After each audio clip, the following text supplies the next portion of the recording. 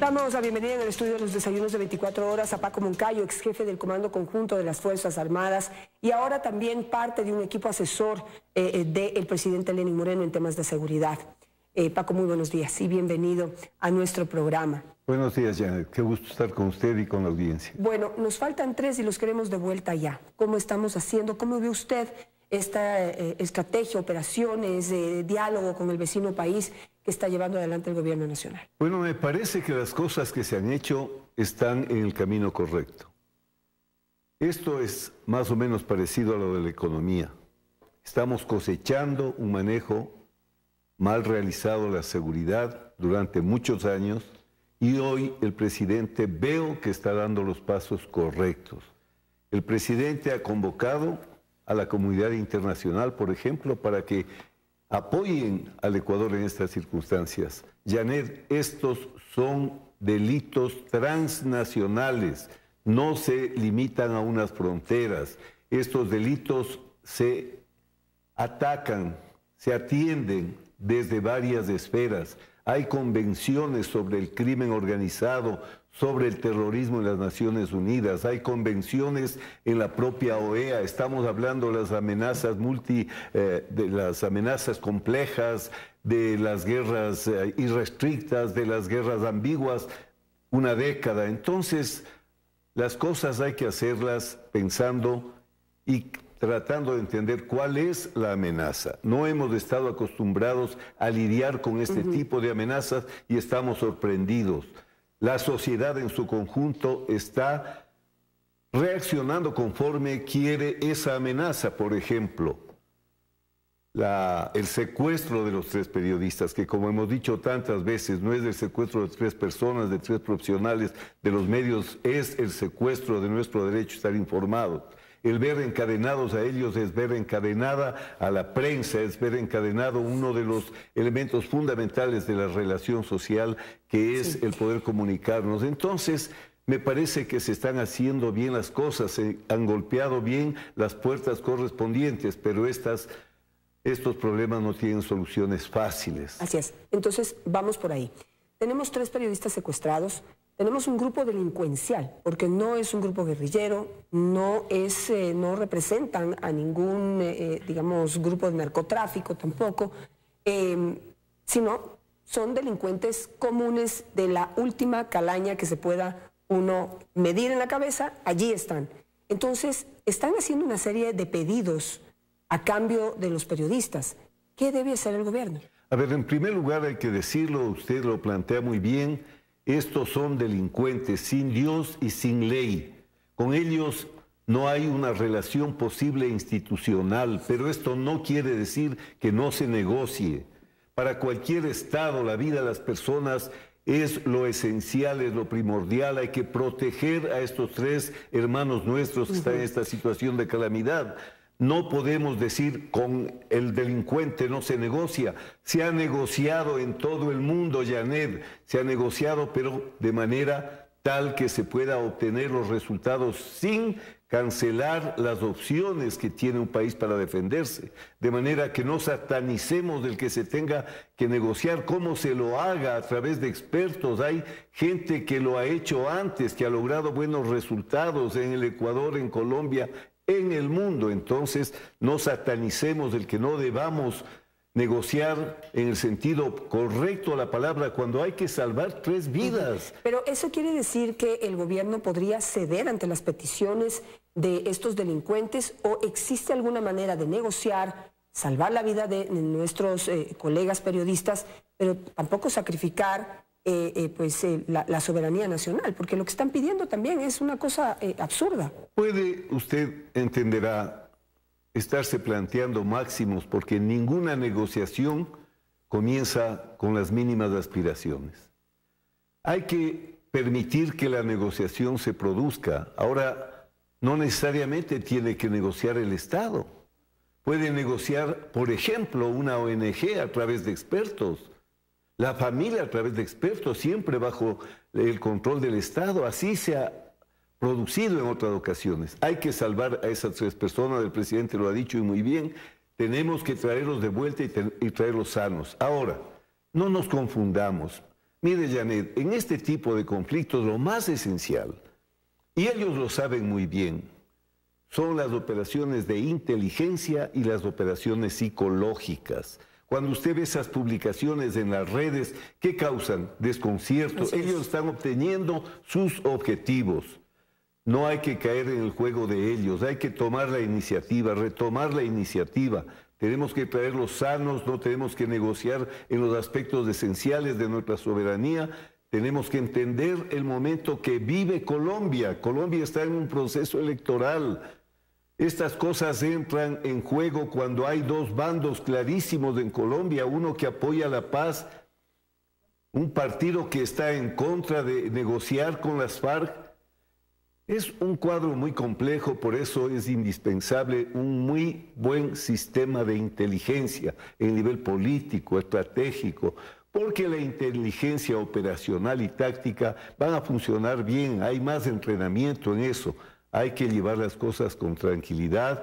No perdamos la cabeza. Eso es lo que ellos buscan. Ahora, yo me pregunto, bueno, estamos pidiendo que vengan expertos internacionales, comisiones negociadoras, pero resulta que en nuestra historia tenemos una UNACE, que es una unidad de rescate de secuestrados, la más exitosa de Latinoamérica, de América, no sé si del mundo. No han fallado en un solo caso. Y ¿cómo se lo cataloga? ¿Es un secuestro común? ¿Es un secuestro político? Porque ahí es donde entra la decisión de quién puede entrar a manejar técnicamente un caso de este nivel. Por supuesto, la UNACE es una unidad de secuestro de las mejores que hay en el mundo. Tienen una larga práctica, pero hay secuestros y secuestros. Si es que se trata de simplemente una vacuna, se trata simplemente de obtener recursos para financiar sus actividades. Pero estas vacunas, esas cosas, no entran en el complejo marco de lo que hoy está sucediendo. Hay que entender que ellos plata tienen en exceso.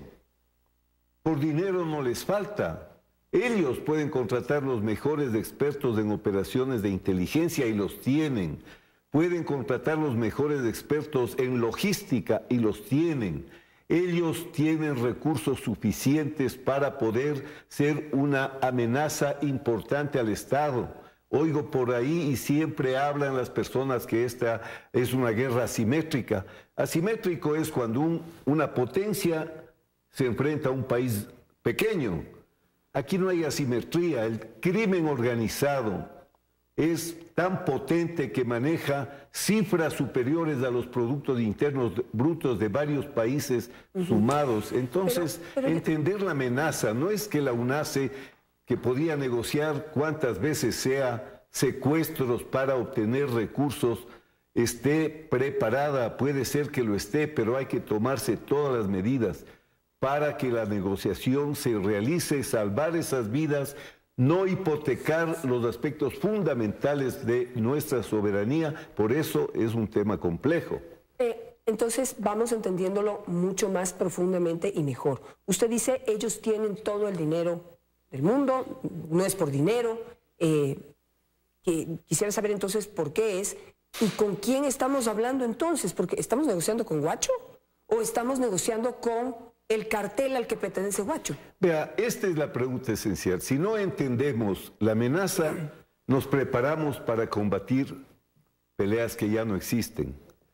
Nuestras Fuerzas Armadas, nuestra policía, tienen que estar preparadas para esta amenaza.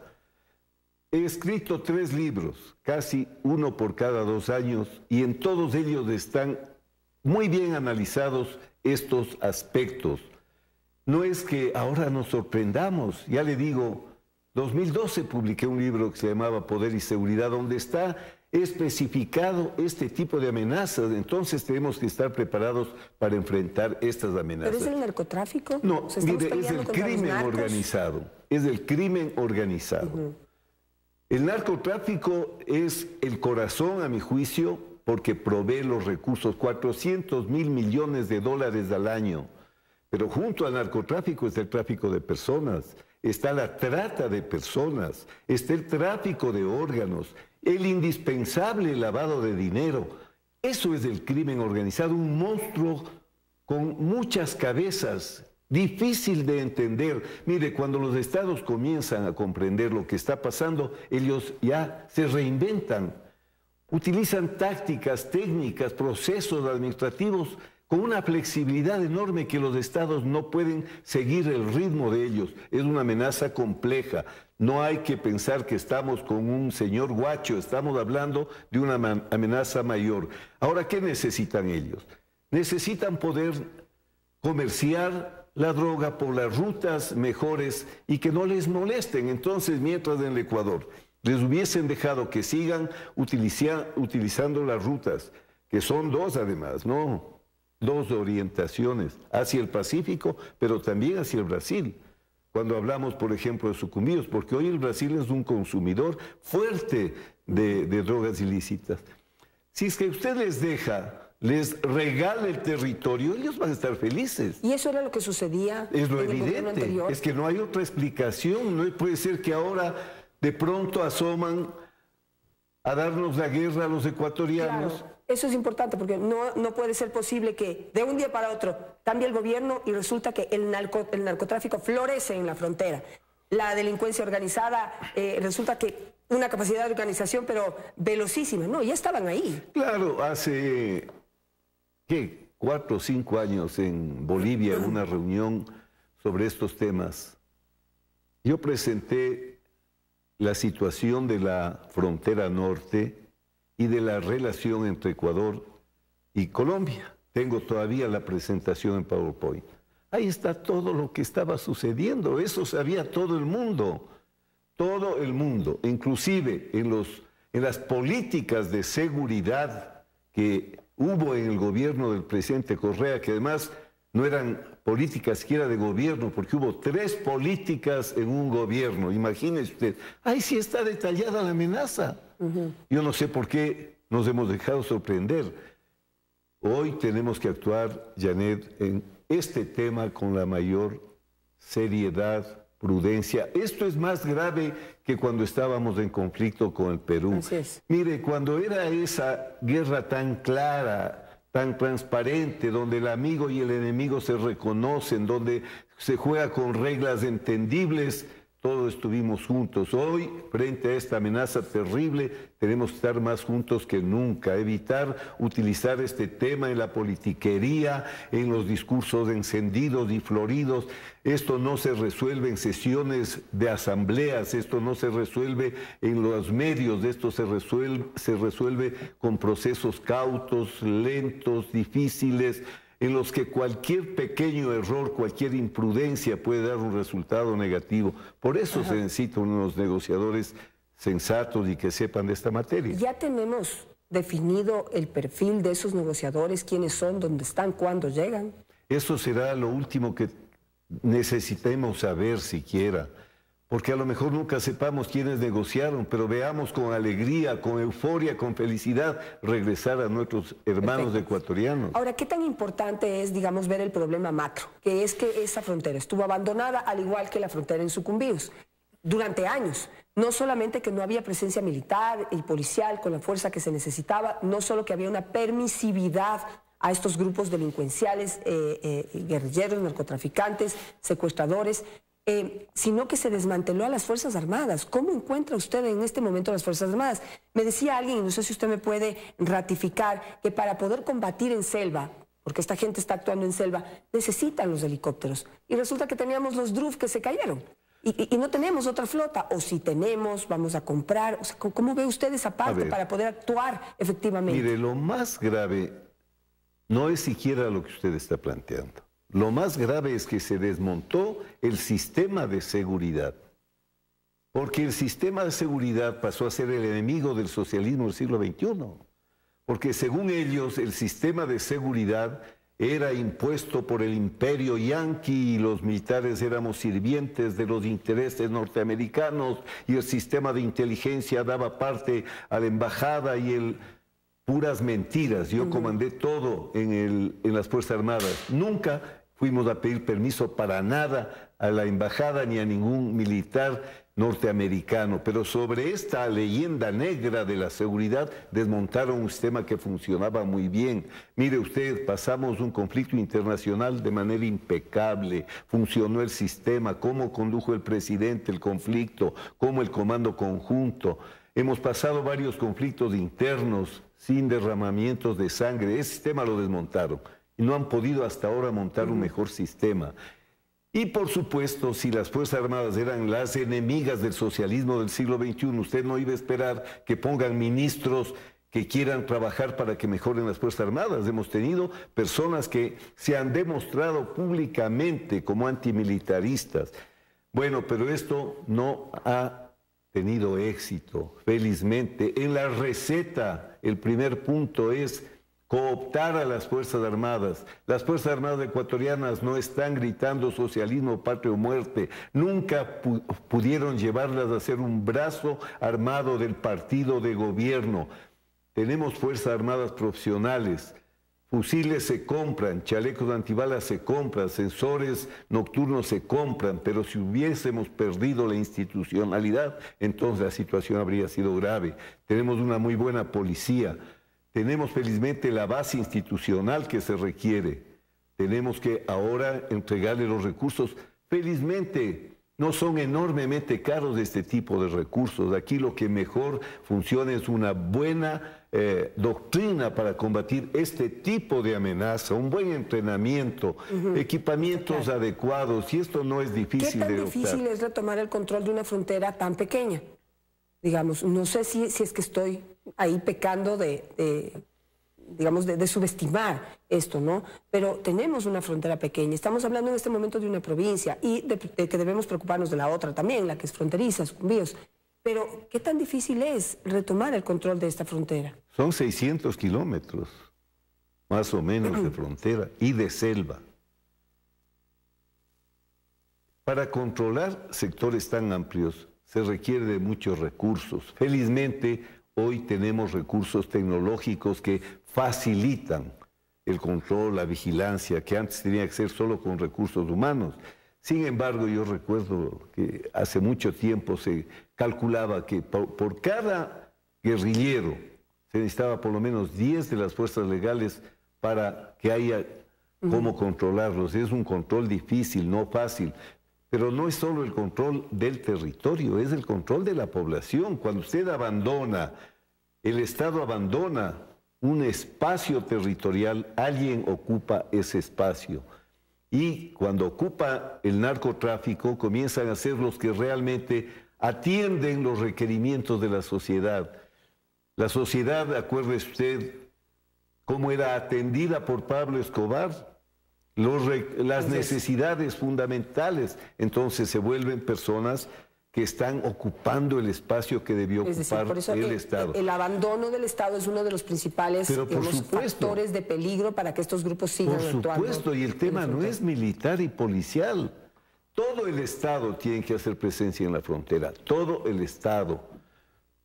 La mejor forma de combatir estas amenazas es la presencia del Estado, que no quiere decir solo una presencia militar, que sí es indispensable, pero tiene que estar el Ministerio de Salud, el Ministerio de Educación, tiene que estar el IES, tiene que sentirse presencia del Estado. Estamos hablando de una provincia que no tiene ni agua potable. Así es, el abandono. ¿Qué podemos esperar? ¿Por qué nos sorprendemos? Y que ha sido, desde mi punto de vista, no sé si en este momento podemos decir que a propósito, porque necesitaban una población vulnerable, abandonada, permisiva, que pueda dejarse persuadir por este tipo de amenazas, porque el Estado no está presente. Alguien tiene que ayudar. Quien sea, no nos importa de dónde viene la ayuda. Con propósito o sin propósito, ha habido una actitud irresponsable, porque ha habido la advertencia oportuna, porque de esto académicamente venimos hablando una década, porque ya sabemos que hace 4 años la Secretaría de Inteligencia informó al gobierno de lo que estaba pasando y de lo que iba a pasar en la frontera noroccidental. No haber hecho nada, con propósito o sin propósito, por acción o por omisión, es algo imperdonable, algo que no se debe mirar indiferentemente. General, para cerrar esta entrevista, ¿usted puede irse de aquí dándonos una voz de aliento? ¿Podemos tener la esperanza de que esto va a terminar bien? Mire, yo tengo mucha esperanza de que las cosas van a salir bien. Quiero advertirles a las personas, no usen esto políticamente. Escucho ya discursos exaltados, que vengan. ¿Cómo pueden ir a rendir cuentas? En el momento crítico es como que usted, disculpe una comparación hasta ridícula, el rato que los boxeadores están peleando, le llame a algún boxeador a que rinda cuentas de cómo está boxeando. Disculpe la simplicidad del ejemplo. Dejémosle al gobierno trabajar, dejemos que las autoridades hagan las cosas. Yo sé que ellos tienen que estar más que comprometidos, porque cualquier resultado, ¿a quién le va a afectar si no es al gobierno? Ellos no creo que sean tan torpes de dar un paso en falso, pero no forcemos a que puedan haber pasos en falso. Esta es una crisis no de Lenin Moreno, no de los ministros, es una crisis nacional y debemos de enfrentarla todos con generosidad, con responsabilidad, con prudencia. Me quedo con ese llamado. Muchísimas gracias al general Paco Moncayo.